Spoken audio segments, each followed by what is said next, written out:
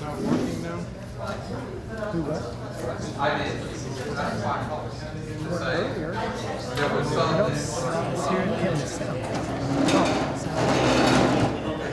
There we go. Okay, stay on the sleep work. That's wonderful. Drinks back there, if you want to get some water. Not enough people. There we go. We have no ice, so Joe. Are we starting then? We're going to start very soon.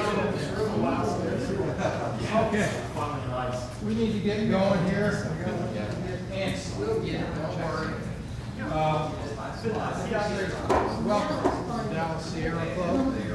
I'm Dan Milton, the chair for the time being, not much longer, but right now.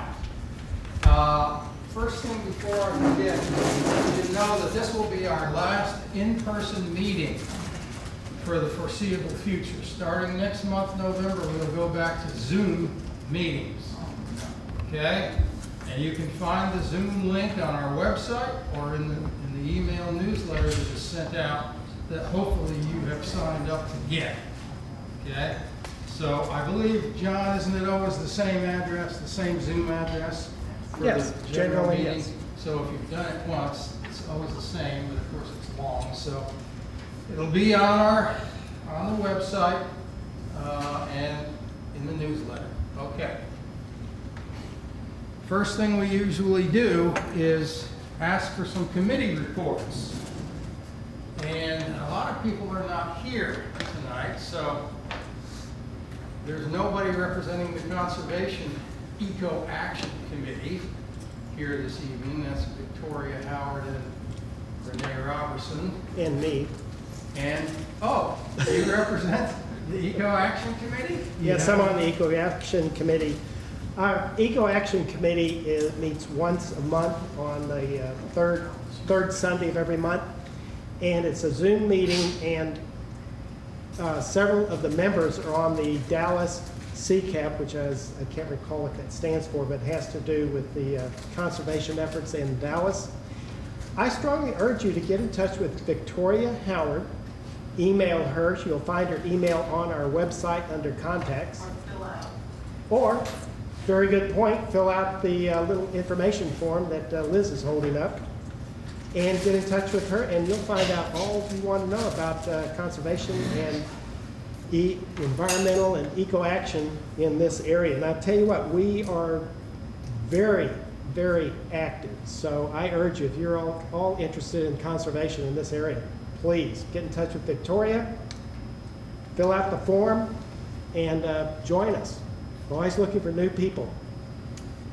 And I think that'll do it for Eco-Action. And also that committee Victoria sends out a monthly newsletter about their activities. If you want to sign up to get that. Is that on the sheet? Yes. Okay, so you can sign up right here on the sheet to get that newsletter. And we have various newsletters. Outings has a newsletter, right, that Mark Stein puts together and sends out every month about what outings are coming up. So if you're interested in outings at all, then you want to sign up for that newsletter too. Okay. Upcoming programs. Is that working? Hello? Good job. Say, Dan. I did that. The magic touch. You did that? I did that. How'd you do that, John? We'll discuss it later. Don't screw it up. Okay, now I forgot where I was. Okay, there's no, the program chairs are, again, Victoria Howard and Renee Robertson. Renee can't be here. Victoria is never here. She can't attend these. That, by the way, is another reason why we're going back to Zoom. We have some key members that will never, on our executive committee, that will never be able to attend these in-person meetings. And we would like to have them present, so that's another reason we're going back to Zoom. So I don't know what the next month's program is. Does anybody else know? No. Okay, so that'll be a surprise. It'll be on the webpage, what, tomorrow or the next day, probably. after this one, it'll go on, it may already be on there. Yeah, that's the go-to place for information, is Yes. Dallas Sierra website. Right. Okay, so maybe it's up on our website. All right, so Liz, do you want to say anything about outings or ICO? Let me take the mic or just- without it, it was hard to hear from there over the years. Welcome, everyone. One of the things we do like to do always is welcome those of you that are here for the first time or visiting or whatever. We'd love for you to raise your hand and so we can say hello. Yeah. Please don't be discouraged by a few people. There's just so much going on, and it's kind of a long drive for a lot of people. We have people and members that live all the way, McKinney, like Dan mentioned, the conservation chair lives up in north of McKinney and Anna. Somewhere. With three, a couple of kids. So anyway, life goes on. And as far as Zoom meetings, what we've decided too is, yes, the general meetings will be Zoom, but we will also be adding and having like quarterly social events. We know it's social, like somebody said at our picnic the other day, this is Sierra Club, not Sierra website. So we will definitely be meeting. We have a holiday party that will be in December, but we'll be doing things around the community so we can still gather and see each other's wonderful faces. So that'll be the fun part, all the social things. What do we have up first? Colorado event. So for outings, we've been a little delayed. We're just getting back after COVID. Everything was shut down for our purposes by national office.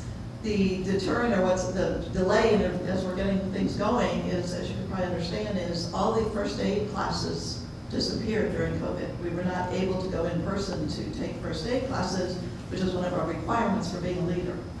So we just recently found a really good online version for those that can renew. So we're in the process of getting the leaders all back certified, qualified for to be leaders so they can get back out on trail. The next outing we always do a fall outing. It's just a fun get-together, good old-fashioned camp out. Colorado Bend State Park, just on the north side of the hill country. If you've never been there, it is glorious. We have the large, huge, all grassy, swishy, soft group campsite. You just bring your tent, throw out your tent. The Colorado River borders our campsite, goes all the way around. There are wonderful trails and hikes that we'll do. I would love to have you join us. You do provide your own equipment, so you need a tent and a sleeping bag and some food and something to carry, some water and some snacks out on trail if you want to do that. Or you can just put up, a lawn chair and sit and relax all day. It's just whatever you want to do. That's the beauty of it.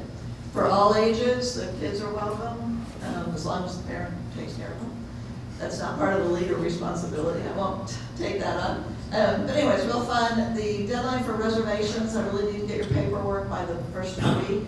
So let me know if you're interested. All the information's online, the forms, and it's all $20 for the weekend, all online. So we'd love to have you join us if you're interested. And just to clarify, you do not need to be a member to attend or come to any of our events. Meetings, activities, outings, everything's open to members and non-members. So as much as we'd like you to join, everybody's welcome. So we just want you to know that. So I think that is it, unless I've forgotten something. And just at the end of the meeting, I'll just make sure to collect these. We don't want to bombard anybody with information, but this will get you like the conservation e-news if you signed up for that, or the outings, whatever you're interested in. Thank you. Okay, well, this is the political season. So tonight, our speaker is going to be our own David Griggs, our political committee chair, and you're also on the political committee for the Lone Star chapter, right? I don't know if you're the chair. Chair of that too. So he's the chair of that too. So he is our politico. So come on up, David, and if you have any more, you can. Sure. Well, not yet, but Wendell, if you can have your eye on the door just to watch for any candidates that come through. Yes, I'm David Griggs. I'm the political chair for the Dallas group and for the Lone Star chapter. Our political committee is an actual general purpose PAC. that is licensed with the Texas Ethics Commission. It is a full-fledged political action committee, and I'm the chair of that. We raise money for our candidates. We're in the process now of actually making those contributions. We raised about $25,000 this year, and that money is going out to some of our candidates. So thank you if you contributed. If you didn't, it's not too late. TurnTexasGreen.org is our website.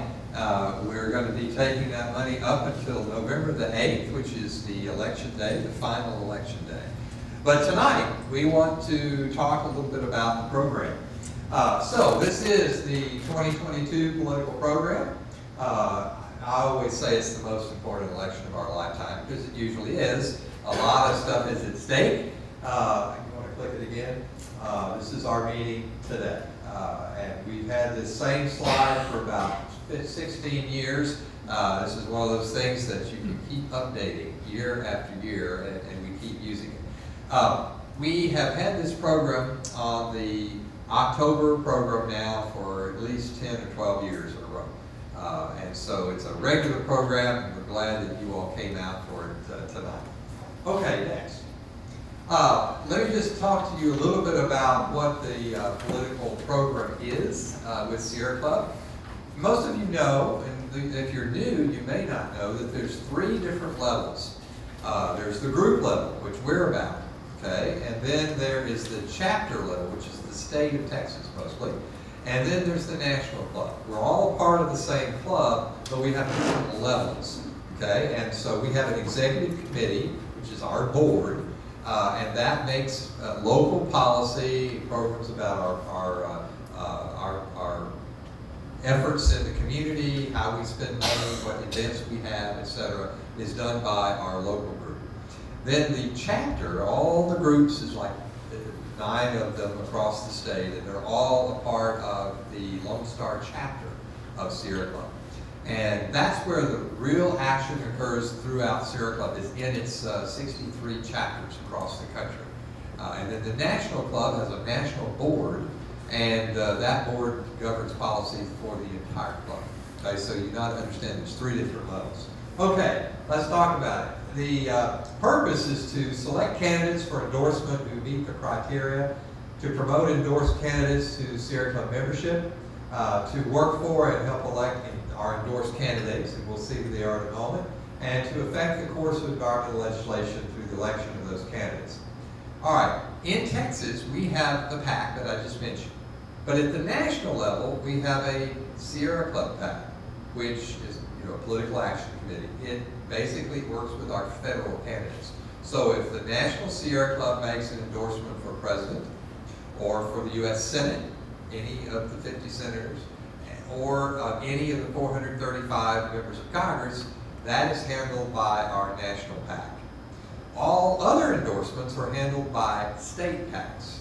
And of course, all the endorsements in Texas that you're going to be hearing about tonight, with the exception of 2 congressional candidates, have been dealt with by the PAC that is here in Texas. And that's our website, TurnTexasGreen.org. Okay? What's at stake? Well, we always have very important things at stake.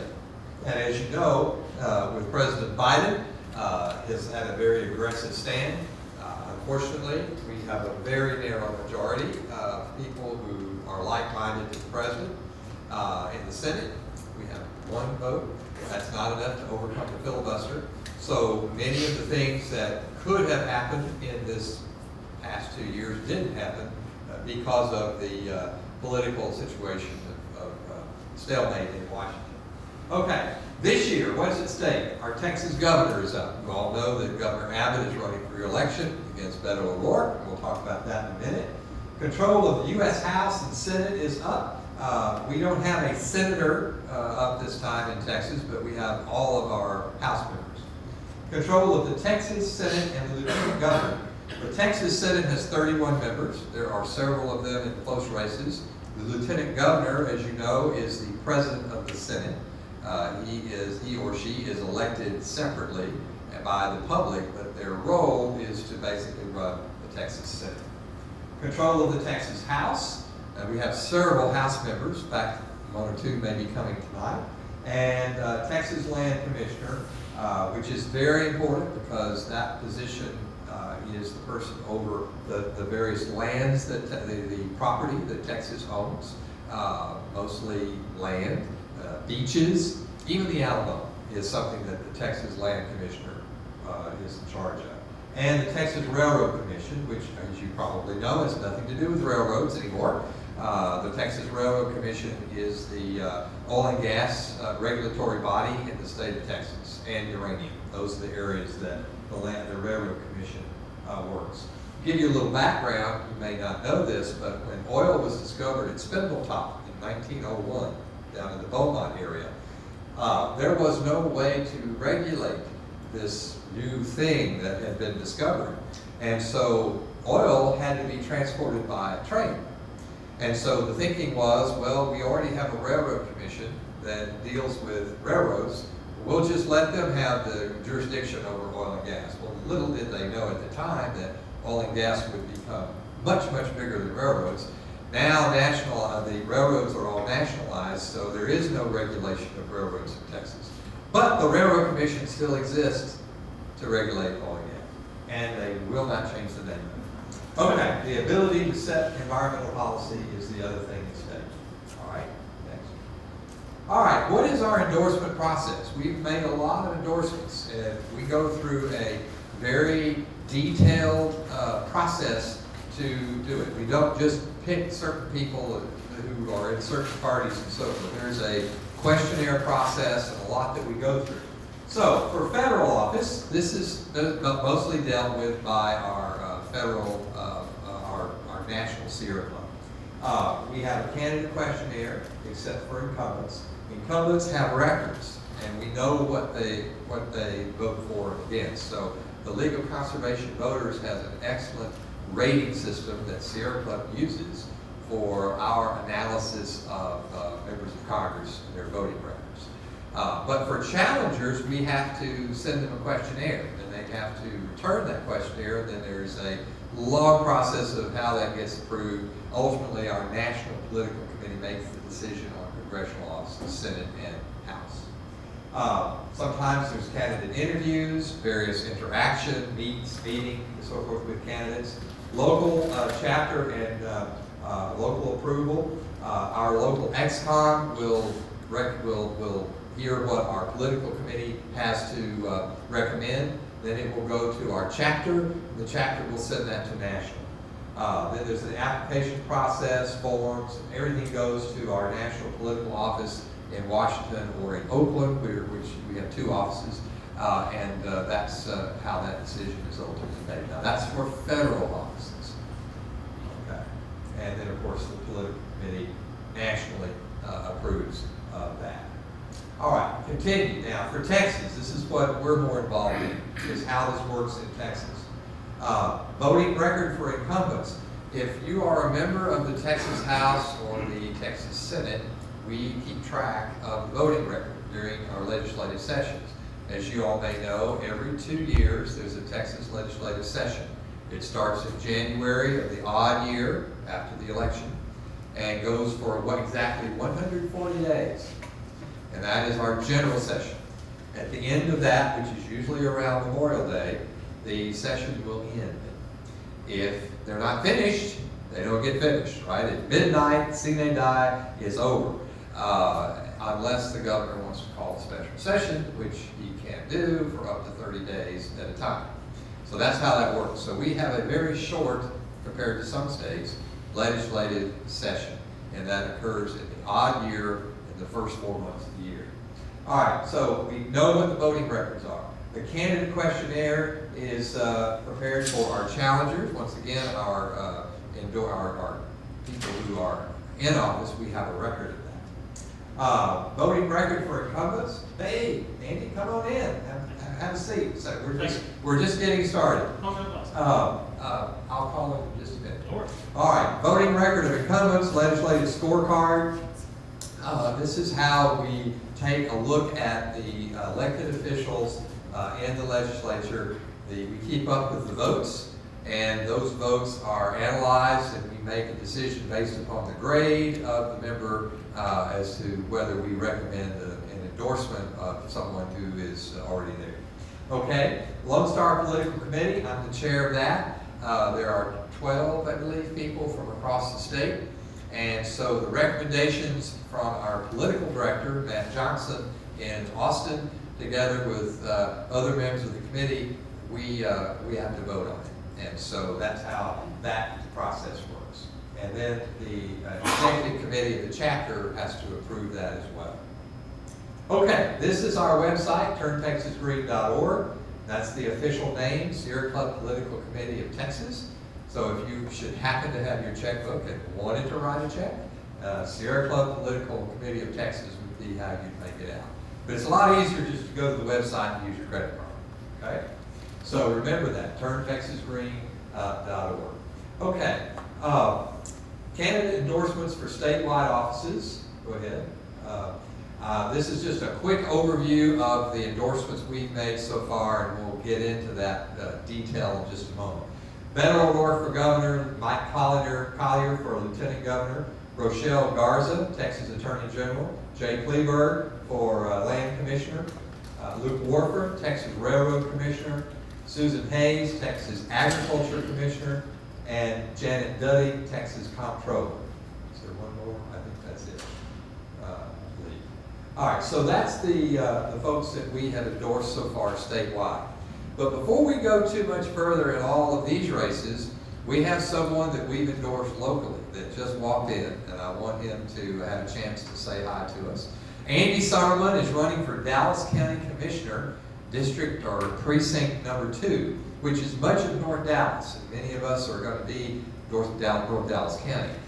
Will be in that area. So Andy, come on up and share a little bit with us.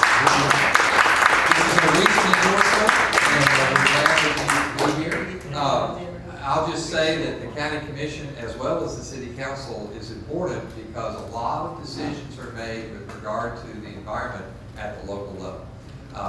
Your future colleague, Dr. Teresa Daniel, has been a real champion of clean air, has had many resolutions and worked on clean air effort. That's a huge thing for her. Clay Jenkins has been a huge supporter as well. And I know that Teresa's not up this time, but we've endorsed Clay and you for the county commission. So please. Don't need it, but thank you so much. Well, you don't need it. I don't need it. Thank you All right. so much. I think we're recording, so I'll just leave it close here. So. All right, great. Hi, all know, my name is Andy Summerman, and I am running for County Commissioner number 2. First, let me say something about David Griggs. You see, I just left the Metro Press Democrats. There were 20 people there. I told them I was coming to the Sierra Club. Every one of the 20 people said, "Tell David Griggs I said hi." So not only is he famous, but they know where he is. You know what I mean? Sierra, I didn't mention he was here, but they all knew where he was exactly. So I am running for County Commissioner. My opponent is a Republican who currently holds the seat.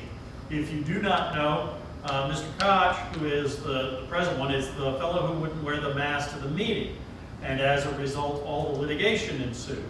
In fact, what had happened, because he was removed from the meeting for not wearing a mask in the height of COVID, he filed a lawsuit. That is, Mr. Koch did. He filed a lawsuit against Clay Jenkins. When that occurred, he asked me to represent him. That is to say, Clay Jenkins asked me to represent him in that cause of action. And in turn, I advised Clay to file his own lawsuit against the governor to say, listen, you have control over Dallas County, and you should be able to have the say in an emergency such as this, whether we wear masks or not. And sure enough, we prevailed. We prevailed twice, as a matter of fact. Actually, technically, it's 4 times, and let me tell you what I mean by that. Mr. Koch's suit was a little bit separate from that of the ones with the governor. We beat him twice.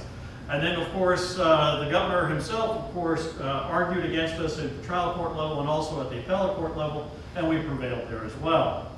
Now, let me tell you a little bit about what I want to do when I become commissioner. One of the things that I want to do is make sure that it is as clean a county as it could possibly be. Only recently, and I'm talking about only within the last few days, have they gone to the effort of trying to buy electric vehicles for the county. And there's only a few of them. I mean, you can count them on one hand, the number that they have purchased. We need to do a better job of that and making sure that this pilot program is expanded as best as it possibly can be. You also know that there are many county facilities all around the entire area, especially in this north area. Every one of them should have solar panels on top of them, every last one of them. And also, we should be looking at geothermal for each of those buildings as well.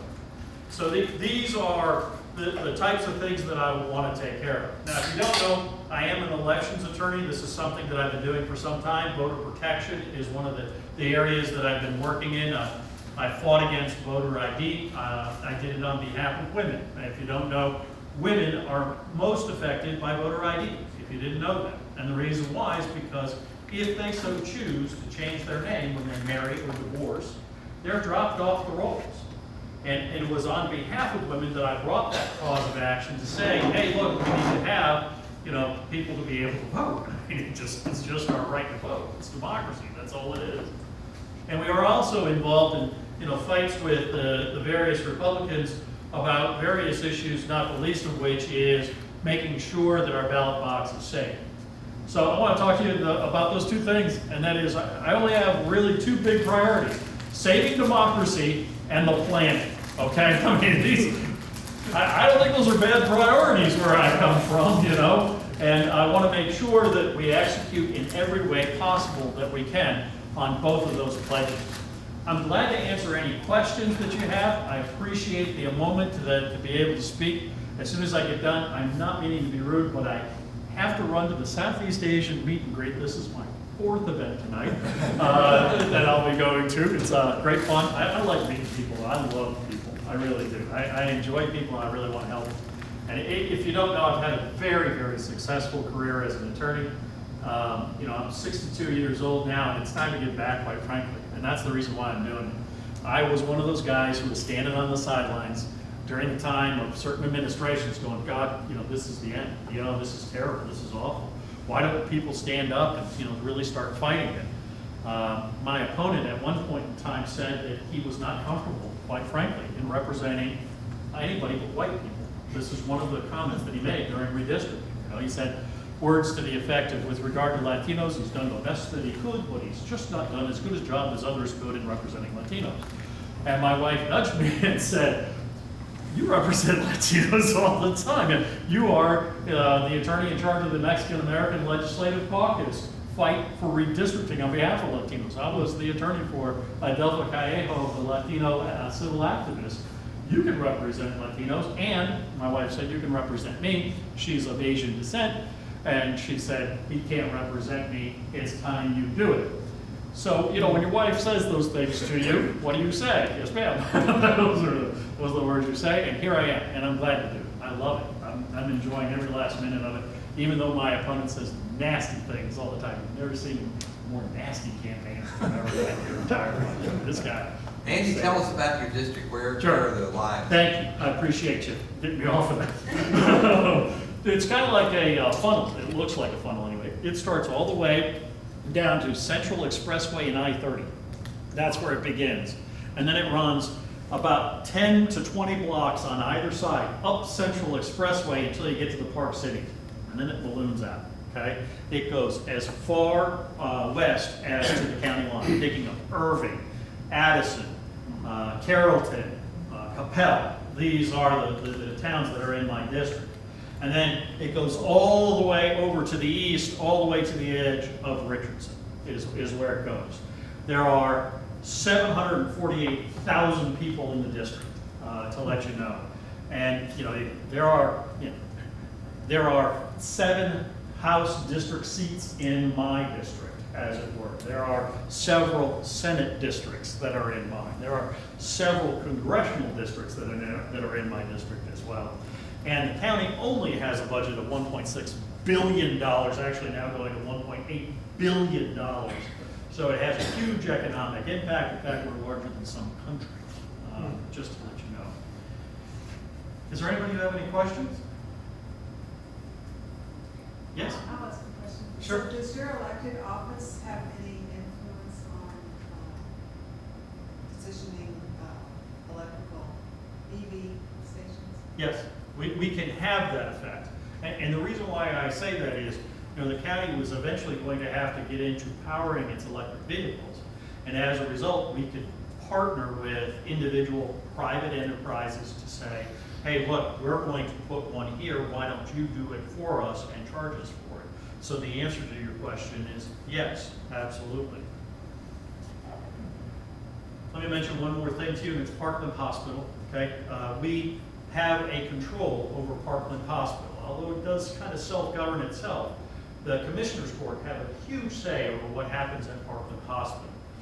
And one of the things that is happening currently at Parkland Hospital is if an individual comes from Collin County or any one of the surrounding counties, Denton County, and uses Parkland facilities and is uninsured, you pay for that, okay?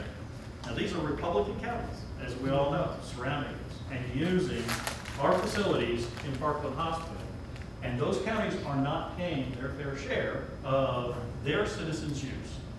Now, I'm a litigator. This is what I've done all my life. And by God, I'm going to make sure that those surrounding counties start paying their fair share. Now, first, I'm going to ask them to cooperate and, in fact, become our partners. Would you like a Parkland facility near you?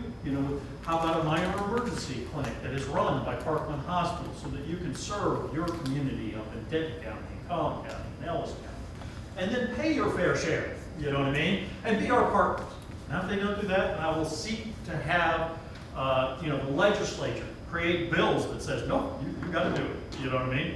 And let's say that doesn't work, well, then I suggest we sue them, okay? So, it's a 3-step plan, do it nice, cajole them a little bit, and if they don't, make them, okay?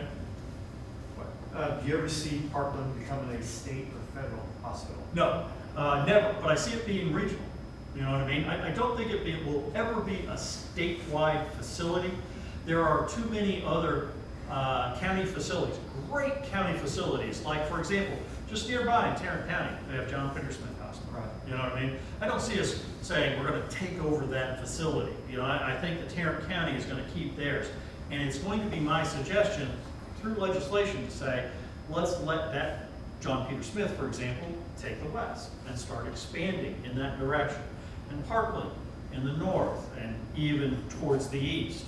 And Houston and San Antonio, and each of these big towns have these counties that have these facilities to take up their own little region. So I see it being regional, not statewide, is the answer. Okay? Yes? I thought the city said they were going to reduce our taxes this year. I just got my tax bill today and it went way up. Okay, let me do that for you. It's real complicated math, but let me see if I can't help you. And by the way, this is the county, not the city. But yes, yours probably did go up a little bit, all right? And then let me tell you how it went up. Your property was evaluated at a greater rate. In other words, the value of your house went up. I went down and hauled it with it and tried to get it to go down on my property. Sure. So I'm making up numbers. Let's say it went from $100,000 to $120,000, but that means you had a 20% increase in the value of your home. But your taxes only got decreased by 5%, let's say. I'm making up numbers, but 5%. Well, that's a tax increase of 15% right there. You see what I'm saying? Even though the county reduced your rate, your value went up, and so your bill became higher, is the way that was accomplished. Now, listen, there were a lot of good people on that court who fought to try and keep taxes within line. And if you're looking for the best tax deal that there is, it's the county. I mean, we charge some of the lowest rates of any of them. It's the city, it's Parkland Hospital in part, and it is other governmental entities that are really charging a much greater rate. Is there anything else I can answer for you? I am glad to answer. You sued, I forgot who you're going to sue. Collin, Denton, Okay. Ellis. Who would represent legally those entities? Yeah, they would have to retain counsel. Usually they could have their own civil district attorney handle that. So for example, we could have John Crusoe or ask for the civil department of his office to do the litigation. But probably from a practical standpoint, it'll be private attorneys handling that matter on behalf of all of the counties, more likely than not. Yes, yes. I'm just ignorant to the structure, it's like the city council versus the county. You are not alone, sir. You are not alone. I mean, this is, Just like it's a lizard, isn't it? 45 seconds of kind of where does the city council stop? Good, good, good, good. So the county basically handles just a few things. Parkland Hospital, the jails, the sheriff. They also handle elections, is one of the things that they do, and the courts. Okay, these are the basic things that we do. Now the city council, on the other hand, does other things. They do things like decide how properties should be used through zoning. That's not us.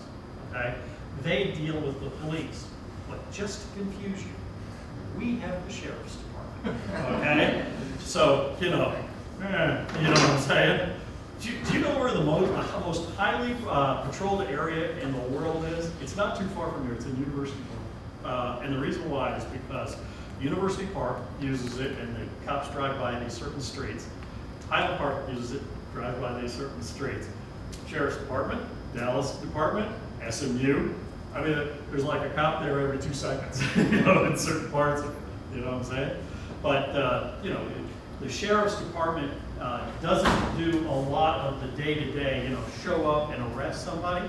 They actually show up, though, to most crime scenes and take the defendant, the accused, and will take them to jail. Now imagine that you all have heard a lot about how the jail is filling up and how do we solve these problems, and there's lots of solutions that I have along those lines, and it involves cooperation with our judges and things like that. My opponent is one of those people who just like to cuss and swear at people, and it's just blatant, point fingers left and right, no solutions. So, we need to be cooperative in our efforts along those lines. My gosh, I got a lot of good ideas. I can bore you to tears with all of those. Andy, I know you have to go to Yes, that thing. Just last question. Sure. What can we do for you? We got 4,000 members. They're not all here tonight. Sure. But we do have them. And we're going to be sending out a slate card. Sure. With all of our endorsements, Thank you. including yours. Great. Most of our members are in the northern part Sure. of the county. Great. And so they'll all know Yes. that you've been endorsed. But aside from just knowledge of that, Mhm. we do have a few people who volunteer and so forth. But can you suggest what we might do to help? Sure.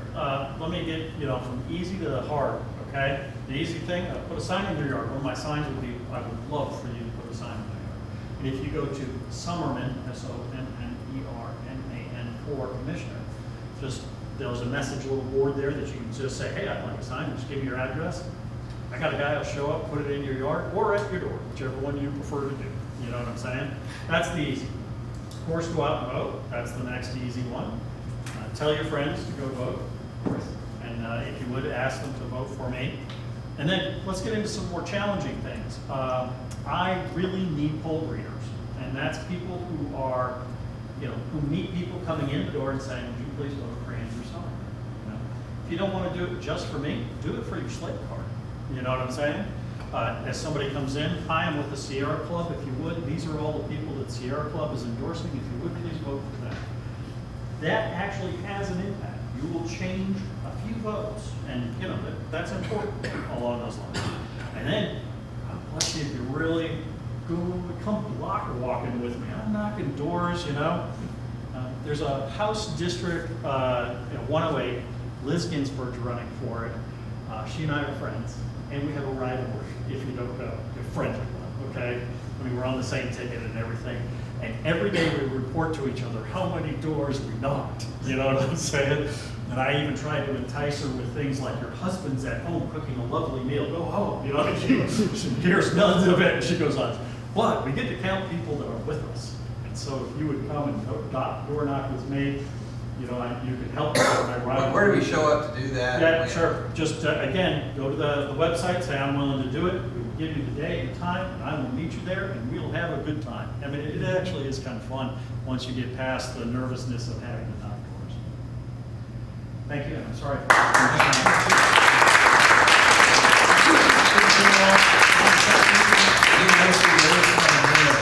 Okay, yeah. Tell her I did 108 doors today. Okay, That's the we same will. number as her house district. All right, and thanks for coming. Good to see you all. And then where I'm going, I'm sure they know him too. Okay. Thank you. All right, well, let's keep going on here. Get the mic, David, Where is it? over there. All right, just to remind you, he's not running statewide, but this is our statewide slate. The first of which you all probably know, Beto O'Rourke, who is the Democratic candidate for governor. That's his website, BetoO'Rourke.com. He is, not quite yet, he's quite a charismatic figure. Huge crowds everywhere he goes. He's behind in the polls though, and we need a good turnout in order for Beto to come from behind. So be sure that you remember Beto O'Rourke. All right, now Mike Collier is the candidate for lieutenant governor. As I mentioned before, the lieutenant governor is the president of the Senate, meaning that he is the leader of the 31 senators, which is half of our Texas legislature. The lieutenant governor in Texas actually is a very powerful position, in some ways more powerful than the governor. And there's a reason for that. Does anybody know why? Schedules the legislation. Well, that's one of the reasons why he's powerful, but there's a historical reason why. 1876. Well, even before that, Okay. actually. Well, that's about right. That's about right. If you remember your Texas history, there's a guy named Eli Davis who was governor of Texas. He was a Union sympathizer. And after the Civil War, in the late 1860s, he got himself elected governor. He was put there pretty much by President Ulysses S. Grant. And if you were around after the Civil War, Ulysses S. Grant was not the most popular person in Texas.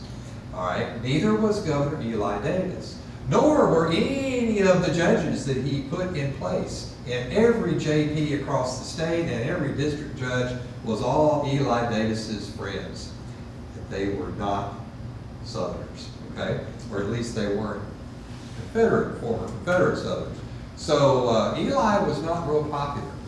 In fact, they had to run him out of office. But while he was there, he did a lot of PR things, and he was also very corrupt, which means he took the money and didn't account for it and so forth. So he was flawed in several ways, and ethically being one of them. So throughout the Reconstruction period, Texans weren't real happy with the leadership. And in 1876, was that the year you said? 1876 was when Texas was able to establish its own constitution, which, by the way, we still have, 507 amendments later.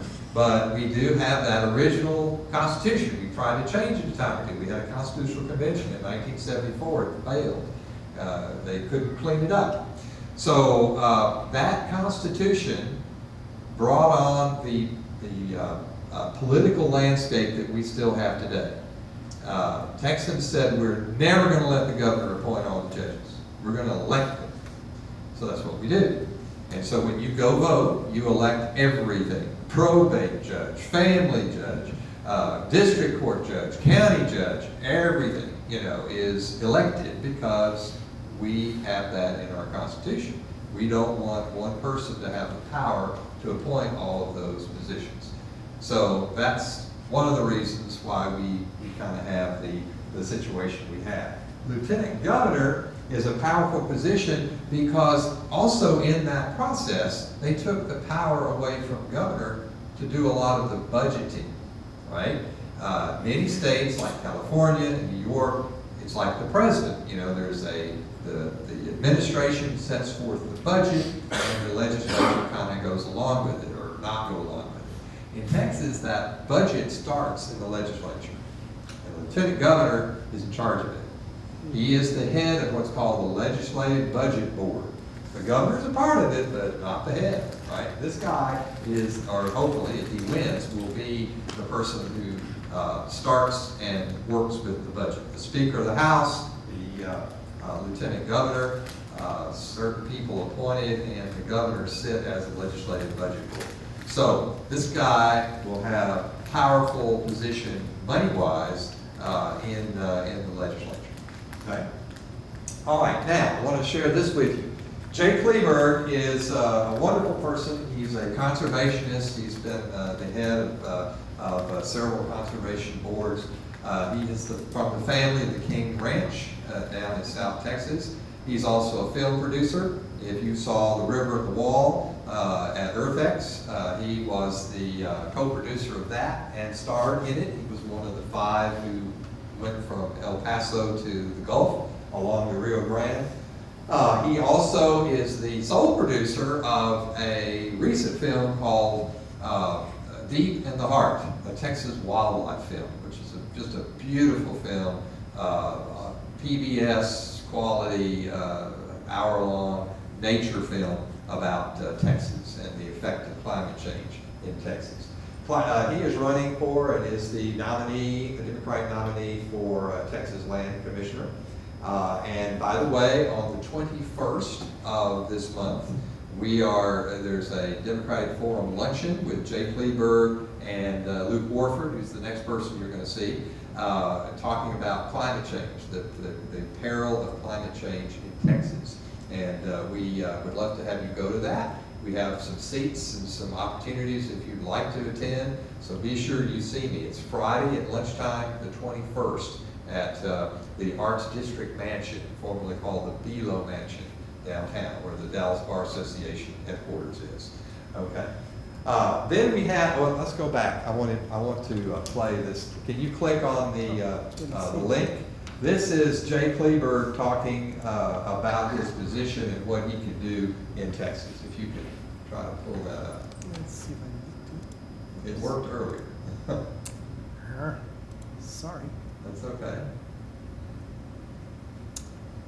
We'll go back and try that again. Well, I think if you just go to the picture and click on the link, it should work. Double click on it. You could copy and paste that link into a different browser. Yep, let me do Well, that. that worked earlier. Yeah. We Do tried that it. one. Are you clicking on the picture? Try clicking on the picture. The picture above. No, that That doesn't doesn't work. work. It should be that. Okay. Well, why don't you copy it? Hmm. Well, why did it work before and not now? You right mouse click on it, it might say, go to this. But that's the other candidate, but, Sorry, I thought this focused. okay. Why don't you block it and put it in, can you do that? I don't think you captured it. Let's see if I It's up can- the top, yeah. Thank you. So if you can just copy it, yeah, there you go. Control C.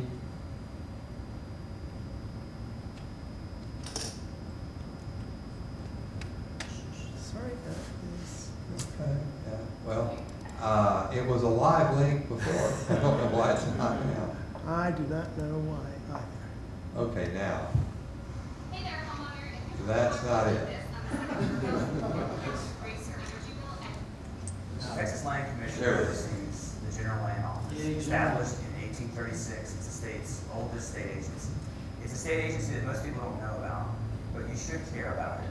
It manages 13 million acres of public lands for the benefit of Texas school children. It also manages 9 Texas veterans homes, 4 cemeteries, and natural disaster relief funds. It oversees the Alamo, and it also is the state's top environmental steward. Texas is leading the way in all the wrong categories. We're the #1 emitter of CO2 in the nation. We lead the nation in billion-dollar natural disasters.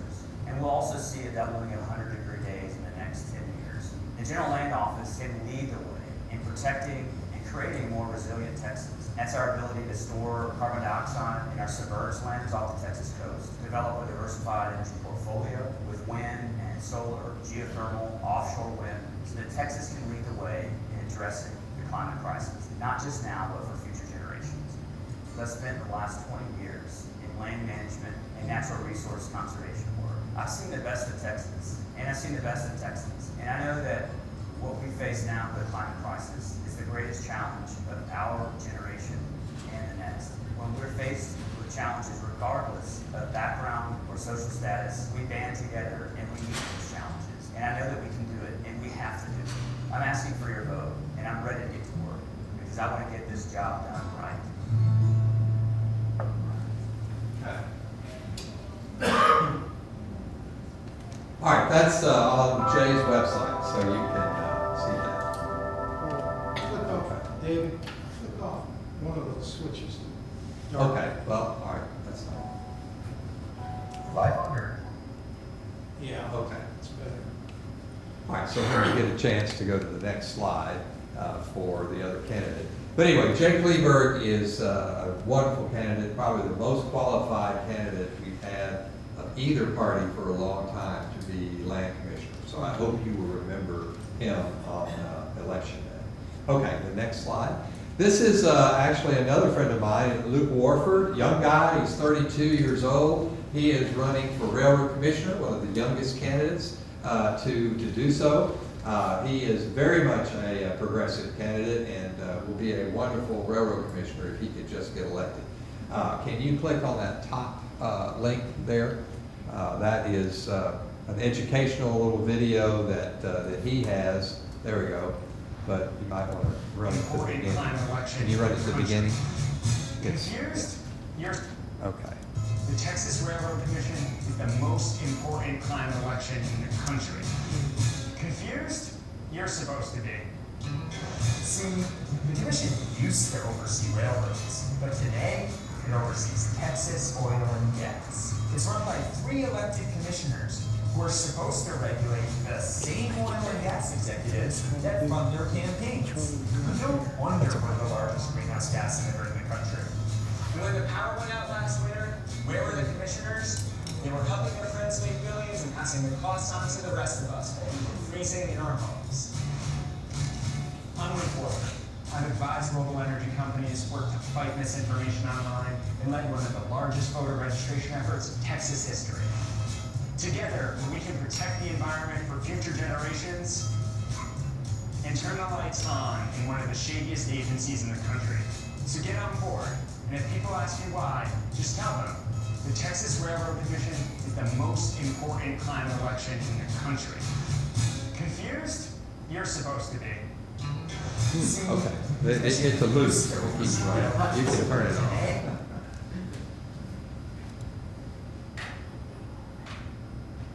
Okay, that's Luke Warford. I just wanted to give you a couple of things. Now, before you click on the second one, I have to tell you a little story. Some of you may come from families of oil and gas. I don't know. I don't. And I don't know this background or history. But apparently, it's a thing out in West Texas for women to climb up on top of a rig. I didn't know this, but apparently it's a thing. So on the Republican side, the commissioner who Luke is running against is called Wayne Christian. He is the chairman of the Texas Railroad Commission. His opponent, Sarah Stopford, I believe is her name, was running against him in the Republican primary. She did not win, but she got quite a few votes. And she kind of became famous because of a little stunt she pulled in the Republican primary. She sort of followed this little tradition of going up on a rig, and she did it topless. And there was a video made of her doing this, which of course, as you can imagine, went viral. And this is in a Republican primary, I have to tell you. But she kind of made a little bit of a name for herself. She does not like Wayne Christian at all, and she now has endorsed Luke Warford. So they got together and made a little fun commercial, and that's the second link here. I had to give you a little background so that you would be entertained by it, because if you didn't know that, you wouldn't get it. Railroad Commissioner Wayne Christian to a runoff. I'm Sarah Stocker, and I took Railroad Commissioner Wayne Christian to a runoff in the Republican primary. We got hundreds of thousands of votes. We got lots of new guys. And I'd do it again. I'm a lifelong Republican, and I'm endorsing Democrat with Warford for Texas Railroad. Because our energy industry is too important to let corrupt politicians like Wayne Christian stay in office.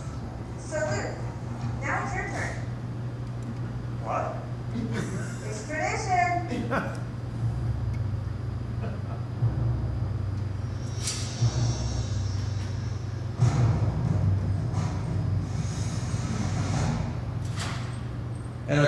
stops and leaves the rest to your imagination. Anyway, Luke had a lot of fun with that. So anyway, that's all the films I have for you. But I thought you might appreciate that. Okay, let's go on. I don't have anything for Rochelle, but she is quite a interesting candidate. She is the candidate for Texas Attorney General. She is from Brownsville, I believe, or McAllen. She's an immigration attorney, and she is running for Attorney General. And of course, as you know, her opponent is Ken Paxton, who is got a few legal troubles of his own. She is polling in a way that actually gives her possibly the best chance of winning. And that's mainly because Paxton is so unpopular even among those in his party. But Rochelle is pretty sharp. She picking up the role pretty well. She's got quite a bit of support. And so you should remember Rochelle Garza, even if you should happen to be of the other party, even they sometimes don't support Paxton because of his issues. Okay, can you go back to the list of all of them? Because I don't have slides for all of the candidates. That long list, I want to make sure that people, no, that's too far. You kind of skipped over. Do you have a thing on the side that shows you? No, you're on full board. Okay, keep going. I want to get to that list of all the others so that you will see who we're endorsing that was not on that list. Okay, there we go. Stop. Well, get them all up there and then stop. Okay, so we've covered everyone so far except Susan Hayes and Janet Duddy. The Texas Agriculture Commissioner is also up this time, and Susan Hayes, formerly from Dallas County, is the candidate for that position. And Janet Dudding is running for Texas Comptroller. Both of them applied for and were able to get our endorsement as well. So, just so you'll know, that's the total list. Okay. Okay.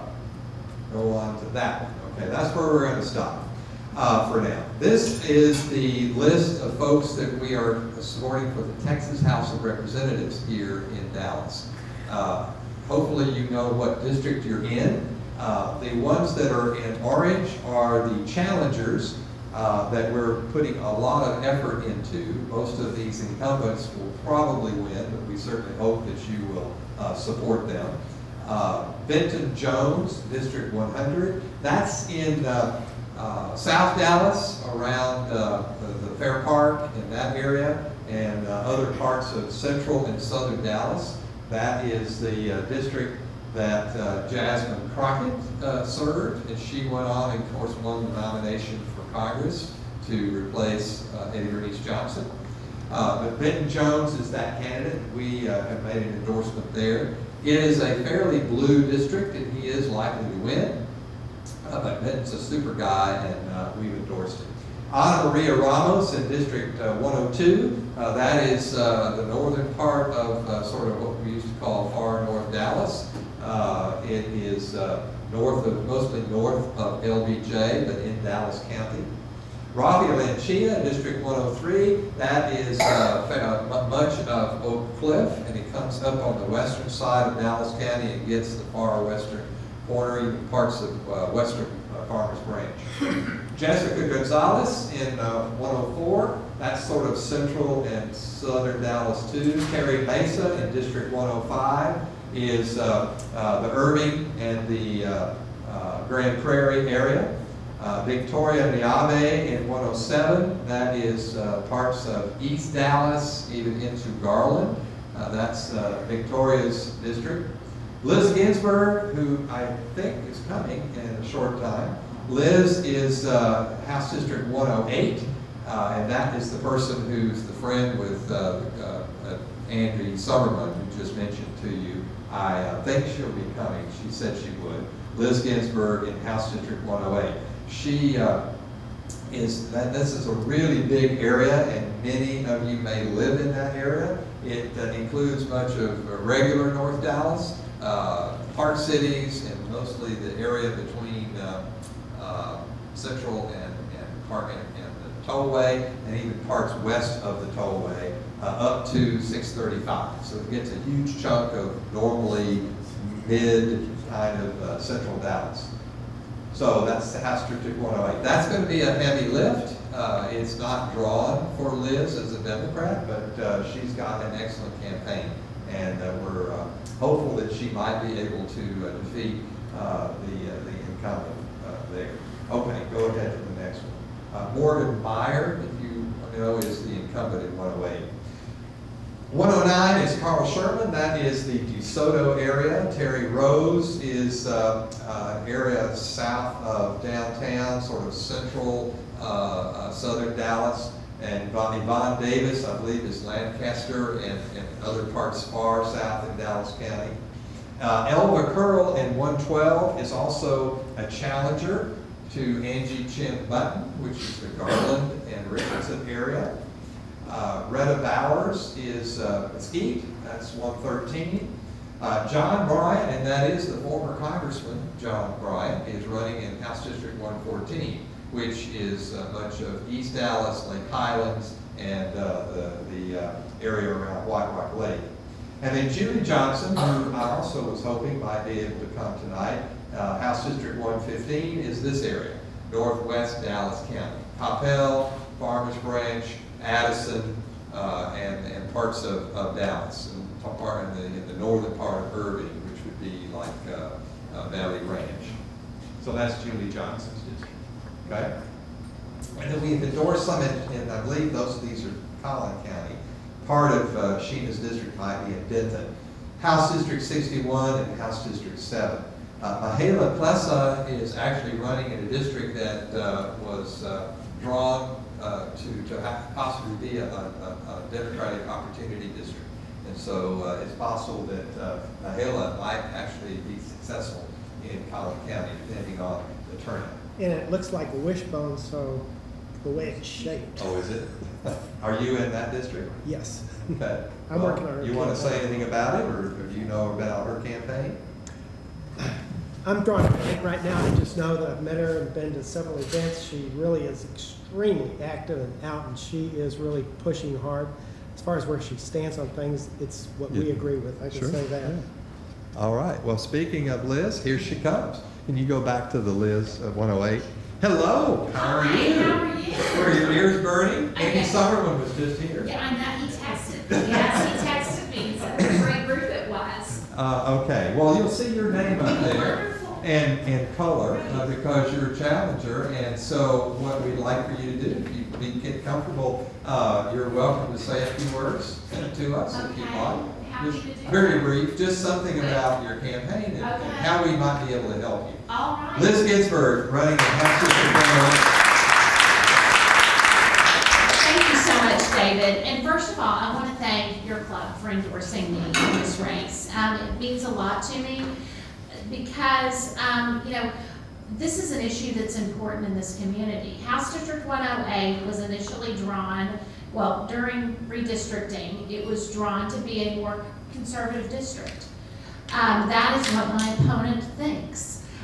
When you look at this district, it's actually a pretty moderate district. This is a community that cares about the environment, it cares about public schools, it cares about these basics of what is life in Texas going to be like. And so this is an endorsement that really does matter in this district. So thank you very much. We are working hard to talk to all the voters in this district.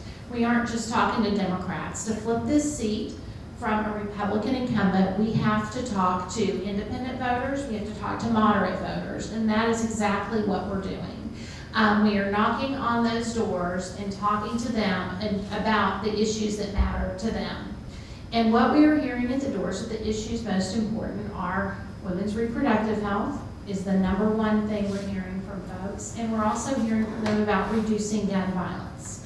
And those are the two issues that are changing people's minds. And this is a flippable seat. Our polling showed in early September that while I was a little bit behind, went on just a head-to-head, here are names, who are you going to vote for? When we shared our messaging on reproductive health and on reducing gun violence, I pulled ahead by 6 points. So it was a huge swing in this polling, and that's really exciting. And so we believe that this is a seat we can win. But to do it, we need your help.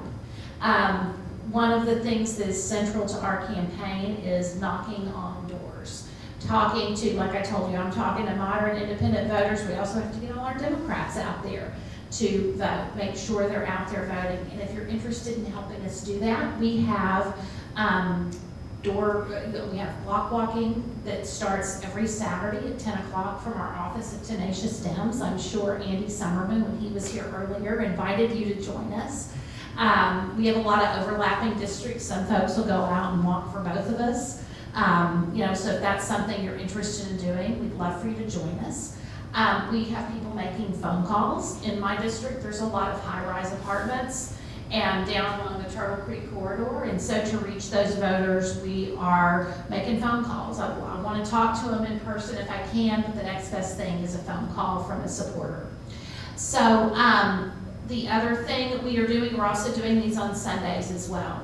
If you're interested in poll reading during the election or during early voting, let us know. You can go onto our website, Liz for Texas, and sign up if you're interested in a volunteer opportunity like that. If you need a yard sign for your house, we can get you one of those as well. So do y'all have any questions for me? How do you propose Yes, to sir. decrease gun violence? Well, I'm what's called, I've been designated a Moms Demand Action Gun Sense candidate. And in order to reduce gun violence, I mean, they have great data. That's one of the things I love about that organization. They have great data about what works and what doesn't in other jurisdictions. And to reduce gun violence, number one is we need to expand our background checks. It's all pretty common sense stuff. It really is. We know what works. I mean, and most Texans agree with it. Expand background checks. We need to repeal this law, this quote constitutional carry law, and people who are carrying guns in our community need to have training on how to use them, which also seems like a very common sense thing. I support red flag laws, and I was talking to somebody earlier, and they said, well, you know, if you do the training with the background checks and everything required with the training to get a permit, a lot of times that kind of works like a red flag law. There are going to be people who are excluded from being able to purchase a gun. And I think we've also got to look at, is it right for an 18-year-old kid to be able to get a weapon of war? Is that what we want in our society? Or, you know, this is a kid who doesn't have a fully developed prefrontal cortex. I mean, this is a real problem. And so it's some real common sense things, and I'm not saying it's going to eliminate all gun violence. I don't think I can't make that promise, but I can tell you that these types of common sense changes can save the lives of some of our children and save the lives of all of us, because we focus on gun violence, I think, in a lot of places, that when somebody goes into a school and kills a bunch of people, and it's truly awful. But, you know, you don't hear so much about the quiet epidemic of suicides because maybe guns are not secured, or people have guns who don't really understand how to use them properly. You don't hear about, you know, there are so many communities where it's not the coming in to kill a classroom of children. The crisis they're dealing with is the everyday gun violence that permeates their lives. Last weekend there was down in, I forgot what part of Dallas it was, there was a 14-year-old boy who was gunned down in an empty field. And those are the realities in those communities. And so this is something that touches the lives of every Texan. Any other questions? The Sierra Club has a lobbyist in Austin who works in the legislature pretty well with our agenda for climate issues and protection of wildlife and parks and so forth. We don't have the money to go up against the oil and gas industry, but we certainly have the votes and we have the people, and we work on that. So can you give us just a general idea? I'm sure for your questionnaire you support clean energy, renewable energy. Yes. You're concerned about climate change. Is there anything about that you'd like to share with us? Absolutely, and I will tell you, this district is, like I was telling you, it's a moderate district. And the way I am talking to voters about issues related to clean energy and making the oil and gas industry a cleaner industry is the idea of innovation. And that Texas has been the leader in this industry, and to be a leader in this industry worldwide today, you've got to be a leader in innovation, and that means working cleaner. That means not being afraid of the idea of change and presenting it more as a challenge that's necessary for us to continue moving into the future in this industry. And I think that the AFL-CIO has their Clean Energy Jobs program.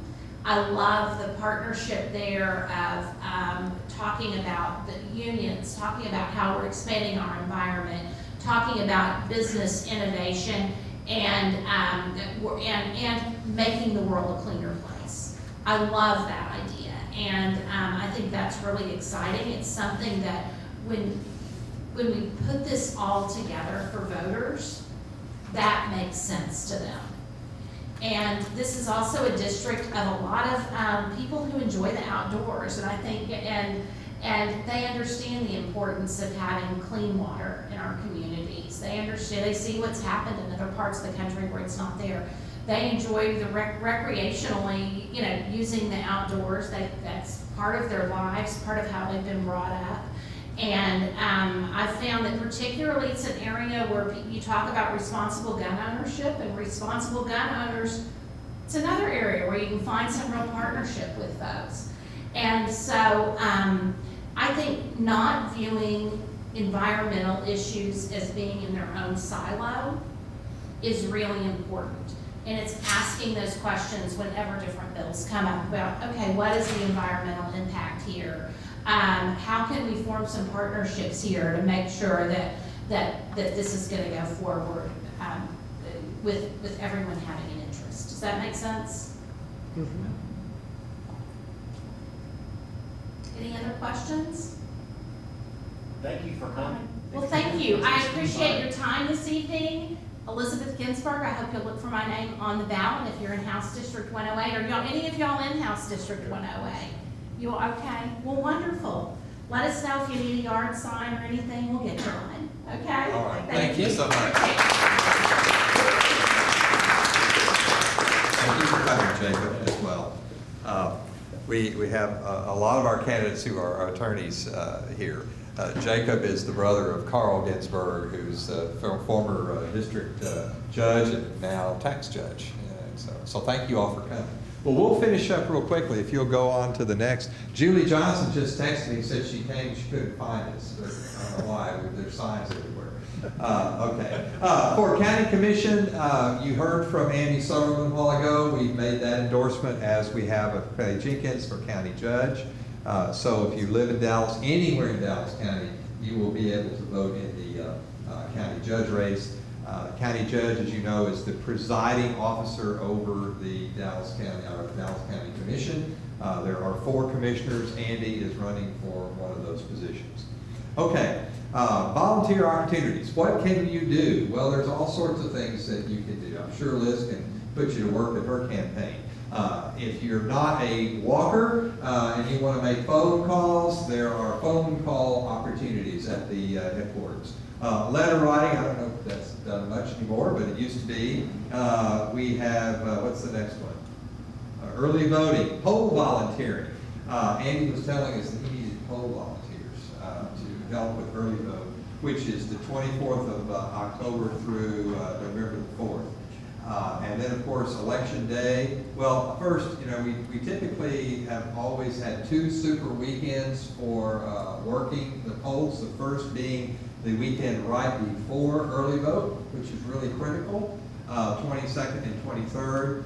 And then the second super weekend is the one during early voting, which is the 29th and 30th.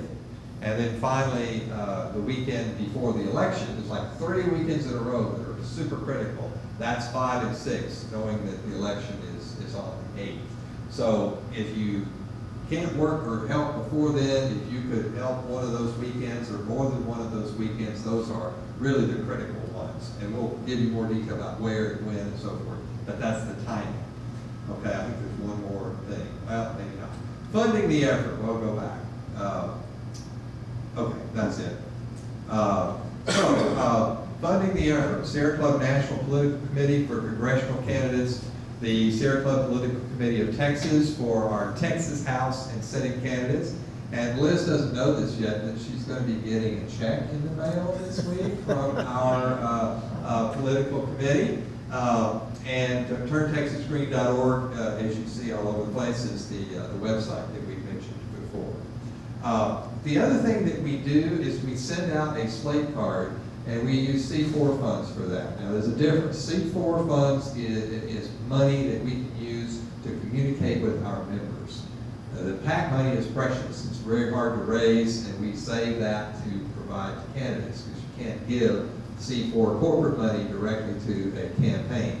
But you can use it for your organization to help get the word out to your members. And that's what we do with our C4 funds. But our PAC funds, we reserve for directly helping the candidates. That's the law. We have to do it that way. So just giving you an idea that the organization does more than just, have them speak at a meeting. We give them money, we send out information to our 4,000 members in Dallas County, and we let y'all come to the meetings. I told Andy, I said, we got 4,000 members. They're not all here tonight, but we do have them, okay? Okay, next. All right, so we're getting close to the end. turntexasgreen.org, again, is the website.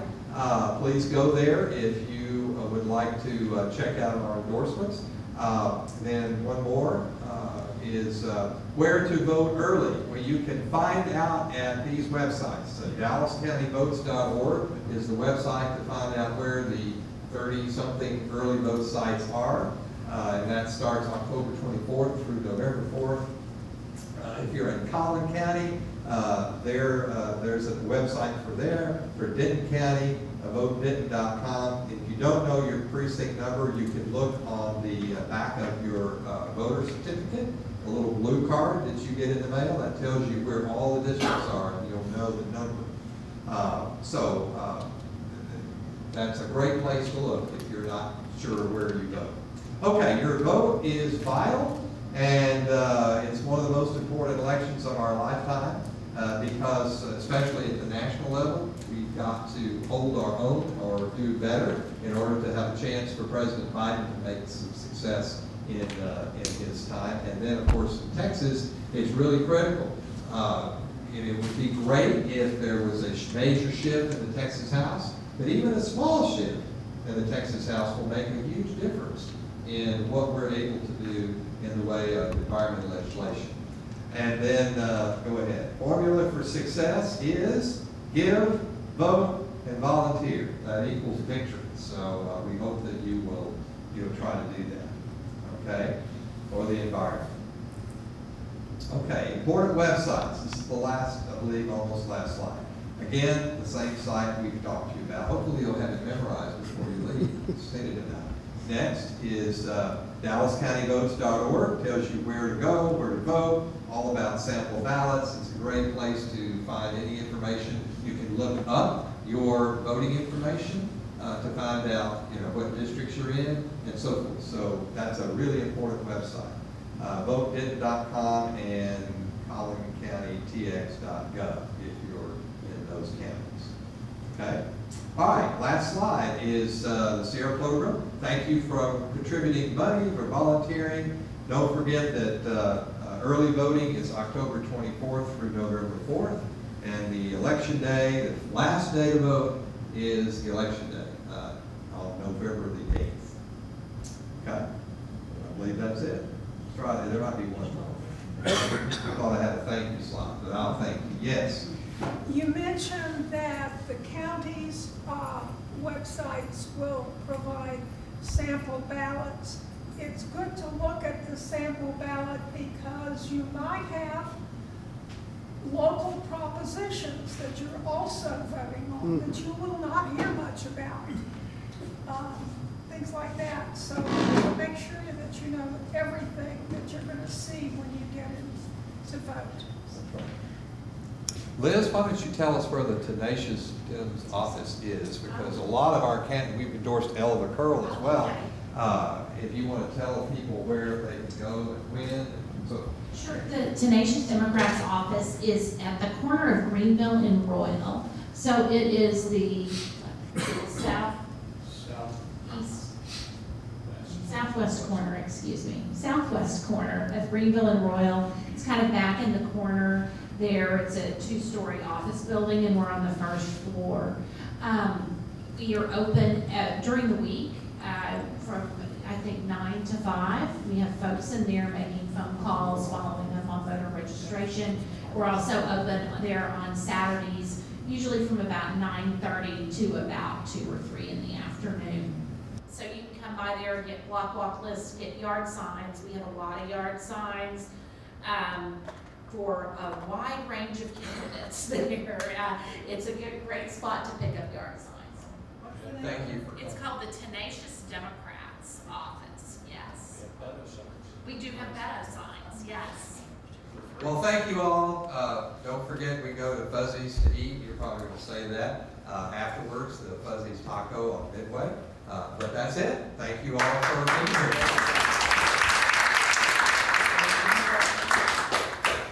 Okay, thanks, David. Well, that's the end of the meeting, but if you want to go to Fuzzy's Tacos to eat, some people will go there. We have shirts for sale. We've got a polo shirt, we've got a t-shirt. Fire sale tonight, $5 a shirt. You better buy them tonight before they go into the archives. One of these, if you haven't signed up, one of these